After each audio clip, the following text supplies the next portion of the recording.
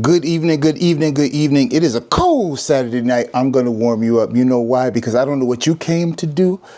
I came to talk about spirits that matter. I am about to put you on to some heavy game, all right? Like truly, truly, truly, truly, truly. Have you ever heard anyone talk about something called a dirty Shirley? Have you? I sincerely hope you have not, okay? And this time, let me get you right here so we can chat if needed. I sincerely hope you haven't, because they're not a beautiful thing. They really are not. I don't like to judge cocktails. Excuse me, good people. I don't like to judge cocktails. However, the dirty Shirley, yeah, it gets my judgment. It's a Shirley Temple with vodka. Who in the world ever heard of something so terrible? Somebody's calling me. I don't know who that is. Can't talk to you right now. I'm going to say, can I call you back? And I might start this again. Can we start this over? Let's start this over. Should we start it over? You know what? We're just going to keep it going. Let's keep it going. You know how lives are. People got to get in here. The first few minutes don't really matter. Zip with the drip doesn't start his lives right away. I ain't got to start mine right away. Let's get to that. Oh, hey, yo, listen, man. I got some real shit going on. And I think we're looking good. I think we are looking good. Like, for real, for real.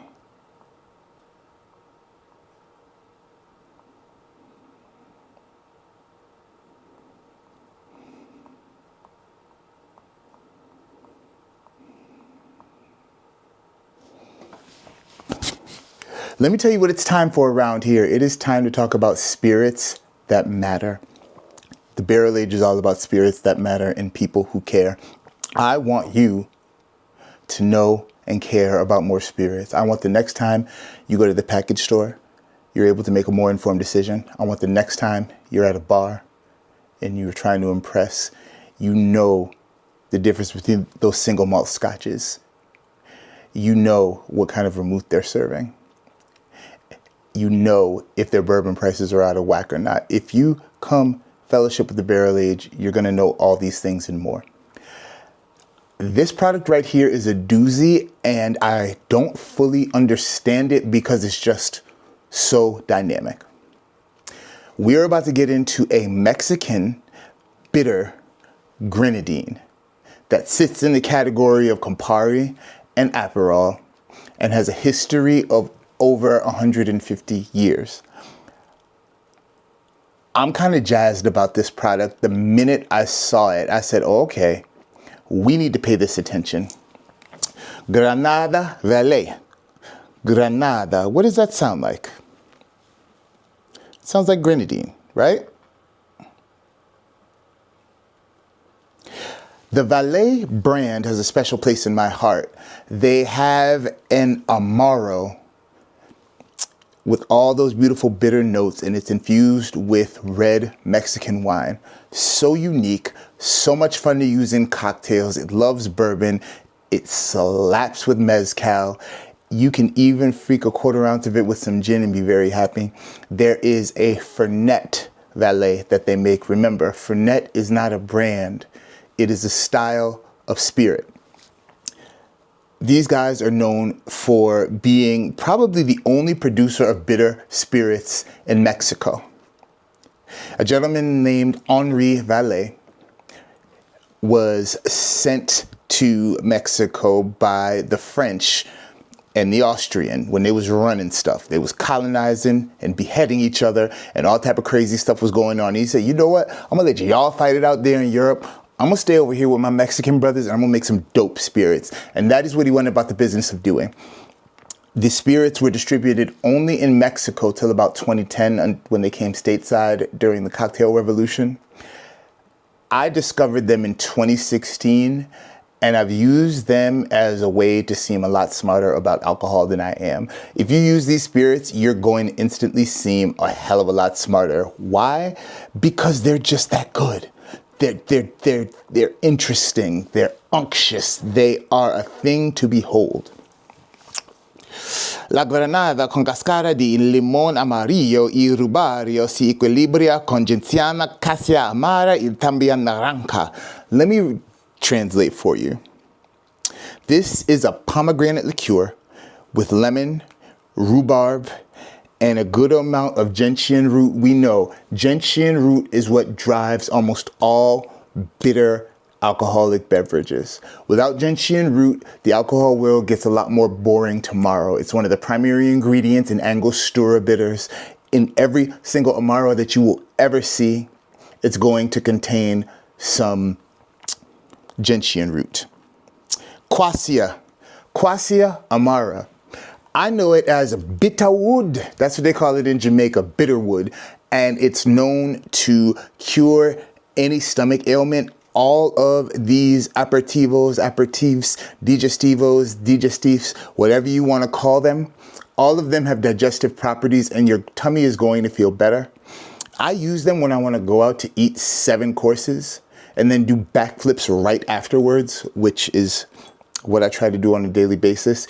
If you are eating a lot and you want to feel good, if you want to understand why in countries other than the USA, who I love, people are able to eat these large, rich meals. Number one, their portions make more sense. Number two, a lot of the things they drink, whether alcoholic or not, contain natural roots and herbs that have been helping people be regular for thousands of years. So it is with Granada Valle. This bottle really compelled me because I like to just sit around and doom think. I like to hate dream instead of daydreaming. I just think about things that make me really upset all the time. About music, about movies, about alcohol. I've got a good amount of erudite opinions that I think everyone else should believe in. And one thing I want everyone to believe is that the Dirty Shirley or the Adult Shirley Temple cocktail should never exist. It's a terrible thing. Now, I am Mr. Proletariat. I am Mr. Plebe. I am Mr. Equality in the cocktail world. Let me tell you something. If equality rests on me enjoying a Dirty Shirley Temple, paint my face orange. Actually, don't ever do that. Please, never, please. But there is a certain point where gatekeeping is necessary, and it's directly at the point where you want me to have red 40 and formaldehyde and Sprite put into my alcoholic drink. And now again, cheap grenadine, I eat that and bright red cherries in my vanilla ice cream, and I make milkshakes with it and I love it. There is a type of ice cream called White House Cherry at the Hershey's ice cream spot. I go in. I love it, right? However, when we are drinking, high fructose corn syrup is not our friend. I would profess that people who bang out Captain and Coke and Bacardi and Sprite, when they feel like complete fundament the next day, it's because of all of the sugar. It's because of all of the additives, of all of the preservatives. The alcohol ain't what's killing you. It's all the rest of that nonsense that's what's hurting you. That's not my opinion. That's a fact. Science. It actually still exists, believe it or not. So, what category is this? This is a red bitter. It's not an Italian red bitter, but I'm sure you've heard of an Italian red bitter. Campari. You can tell I've been hitting the Pari. I think in people's minds and who would possibly order this, it may sit closer to Aperol. This comes in at 32% alcohol by volume. This is as strong as some flavored vodkas. Campari is coming in at 24%. Aperol comes in at 11%. Am I right? Yes, I am. So, lightest, medium, strongest. We're going to taste all 3 of these and we're going to see how they behave in some cocktails that these all have in common, because I cannot lie, I'm excited. Campari is one of my favorite things in the world. Like, legit, it's not just because I'm a bartender, because I don't... Now let's talk, right? I've never met a bartender that fancies themselves craft that would be bold enough to say that they don't like Campari. Luckily, because Campari is amazing, I do know some folks that don't like Campari who have great taste. They just are not into some of the bitter notes. There are bitter, aggressive notes in Campari that just don't do it for some people, and that's fine. But I promise you a bartender would never admit that they don't like Campari. But I want you to believe that my Campari like is more authentic than everyone else's. Do you think you can do that? Let me tell you the reason why. I love Campari because I came to know about it not just from bartending, but because of my West Indian heritage and upbringing and a predominantly kind of West Indian American culture. In Jamaica, Campari is really popular. Bitter notes are really popular. Instead of Sprite, there's a soda they call bitter lemon, and bitter lemon is simply tonic water with some lemon added, and it is amazing. Shout out to Fever Tree, because when that came here, the community was happy. The community was really happy. In Jamaica, they turn Campari red by using egg, believe it or not. That obviously does not work for the American market. But guess what used to turn Campari red? A little red bug called cochineal. And dye has been obtained from this bug since ancient times. And it gives Campari its brilliant red color. They had to stop using it because of some international laws. It don't matter what they use now, just it's good. Don't worry about it. This bad boy right here uses cochineal, Oaxacan cochineal. La cochinilla oaxaqueña. La cochinilla oaxaqueña ofrece su hermoso color en este licor natural. Basically, this little bug make our liquor red and pretty is what they're trying to tell you. So, we're going to do a taste of all three. And I love that the tops come like this with the little kind of slow pour. It's really cute. You can throw these in the fridge and get shots going, and it's a lovely thing. At this stage, I don't care if you're going to have 7 cocktails tonight. Don't have 7 cocktails tonight. That's not responsible. However, I digress. When you are at this stage, you want to taste. You don't want to drink. Using one of these Glencairn glasses is perfect for tasting. When I want to see a color and have it really stand out, I get something white, put it behind my glass, and that is really what will make the colors. Let's see if I can do this without dropping the world. Here we go. This really tells you what's what and who's who. So a white background is how you really differentiate the colors. A Glencairn glass, perfect for tasting. And I have a procedure. Whenever I'm kind of getting to know a spirit, bring it to my chin. Ooh, lemon already. So I'm already getting some smells here. Then to my lip. There's that rhubarb. Then each nostril. And I do it once with my mouth closed.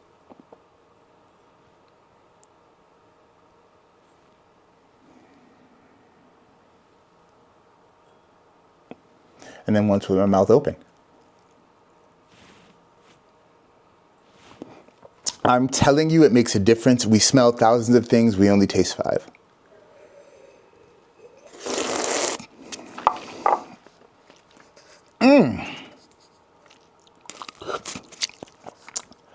That's delicious. I mean, it's really, really delicious. That lemon and the orange is busting through. The rhubarb is tempering down the sweetness of the pomegranate. And those bitter herbs and barks are giving it, I mean, some crazy structure. That alcohol content is giving it some body. I'm in.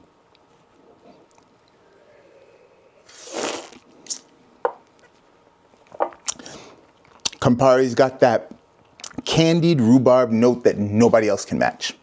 Nobody ever. It's so distinct.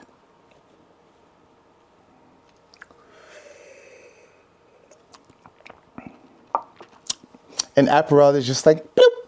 It does a beautiful bitter curtsy. They're all beautiful. Now, how are we going to use this?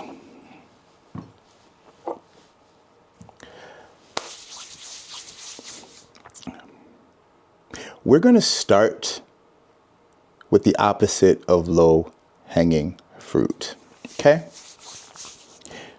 We're going to make 2 simple spritz-style cocktails out of this. Let's see.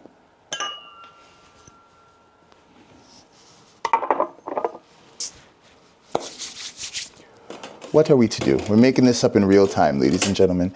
We'll come back and we'll do a Negroni and a spritz video, but right now, let's experiment. Let's play. Shall we? I think we shall. We're gonna go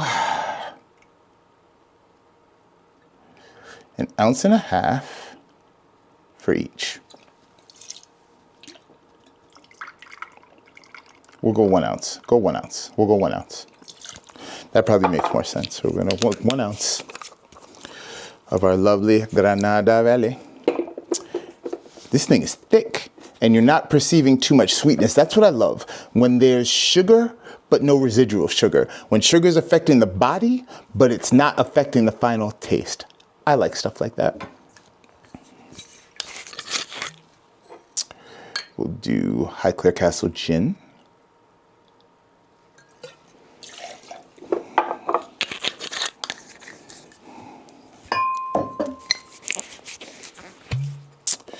We'll do Zikaru Mezcal. Mezcal.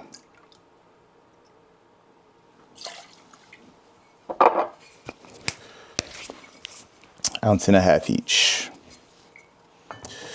Now here's where it gets interesting.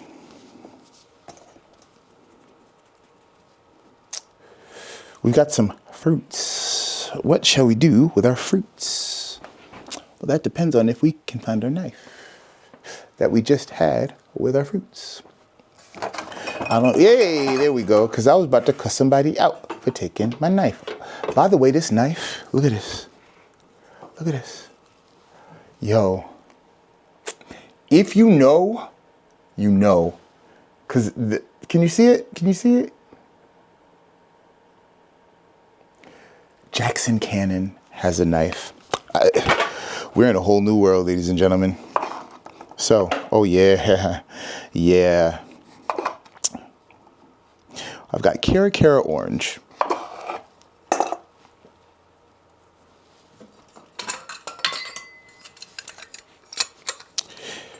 We're gonna do some Cara Cara Orange here.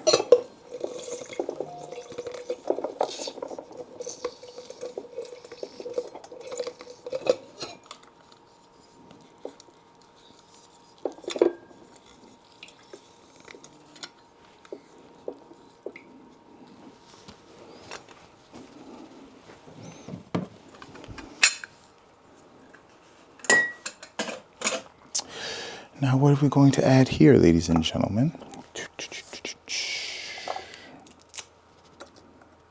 We're going to take the stickers off of our fruit, because who does that? Let's add some lime.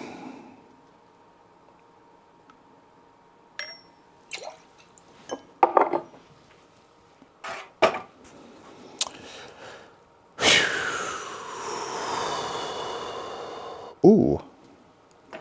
We're going to add some honey here. So 1 ounce Granada Valley, 1/2 ounce honey, 1 ounce lime, 2 ounces mezcal. Here we've got 2 ounces Highclere Castle Gin, 1 ounce Granada Valley, about 1 ounce Cara Cara Orange. And to that we shall add. We're going to shake.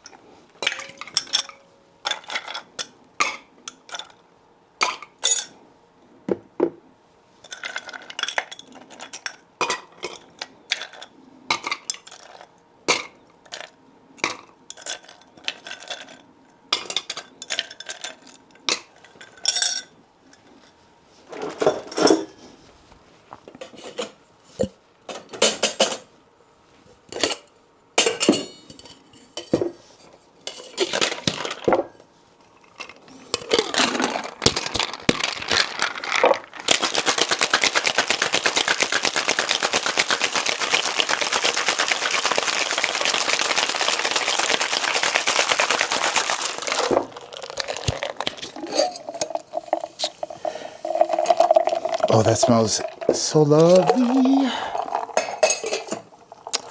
Oh yeah.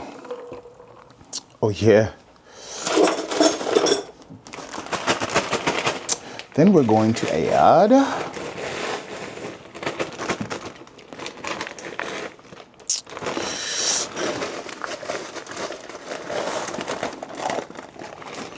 crushed ice here for our mezcal.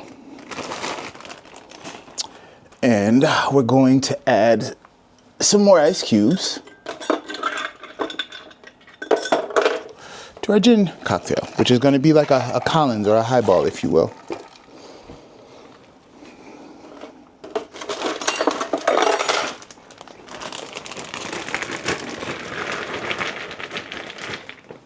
Aha, here we are.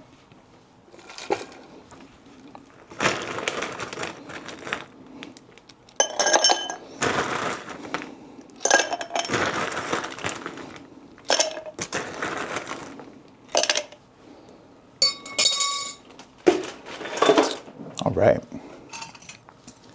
for our mezcal,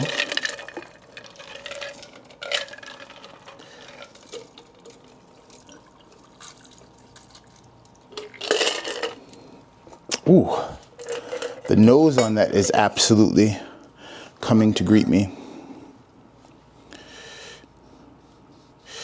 And now we're going to kind of invert here and be a little avant-garde and be a little different.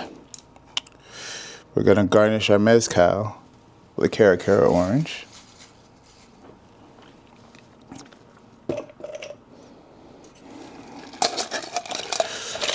We're going to closed gate dirty pour. Well, not dirty, not quite dirty. No double strain. How about that? No double strain. We're going to finish this off with an elderflower and rose lemonade.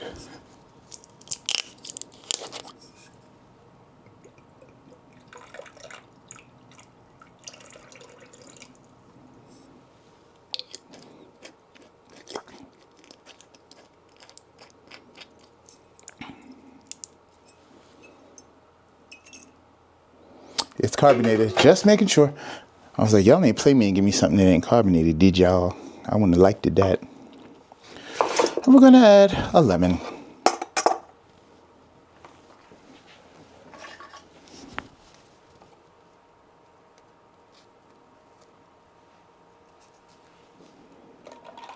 That's nice.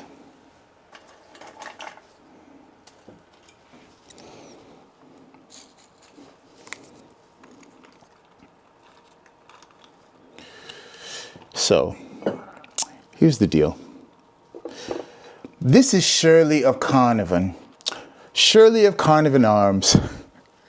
The Carnarvon family is the royal family that are the stewards of Highclere Castle. And this is a gussied and classed up Shirley Temple with some Tom Collins vibes. So let's run it down. 2 ounces Highclere Castle gin, 1 ounce of Amargo Granada Valle, 1 ounce Cara Cara orange, shaken, finished off with an elderflower rose lemonade. Oh, the nose. That's quite lovely. Oh, that's nice. Made for exactly the opposite season that we're in now, but that's okay. And now,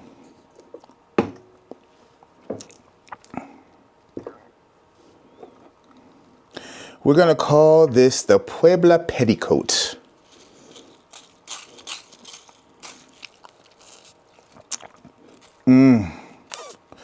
That mezcal is playing so nicely with the pomegranate here. I mean, there's some slappage going on. I cannot even lie to you. Whew. Listen, fun ingredients like this, all you have to do is follow the templates that you know and love with the cocktails that you've already had. All it takes is switching up the liqueur and you can have so much fun. I plan to make a lot of cocktails for this snow day, and I hope that you're going to join me because I really look forward to seeing you and talking about booze. Tonight, with the night you have left, I want you to drink a beverage of your own creation. The name of it should make fun of the person that you love the most. I want you to eat something hearty because I just had an Asian slaw with dumplings, and I'm about to have Idaho potatoes and chili. We're eating around the world because that's what you do when we hear about snow in Connecticut. We're like the JV of New England, but that's okay. I want you to listen to, what are we going to listen to? What are we listening to tonight? I want you to listen to some Hall & Oates because boring cocktails, you won't go for that. And I want you to think about how you can take a little more time, slow down a bit, and just reflect a little more. This snow time, it may be time to get some work done. It may be time to hang out with your loved ones, but whatever time it is, it's time to relax and be tranquil. My name is Khalid Williams. This is The Barrel Age. This is your platform. Please inform me about what you want to see next because I so want to know. I love it when we make videos together. I love it when we tackle topics together.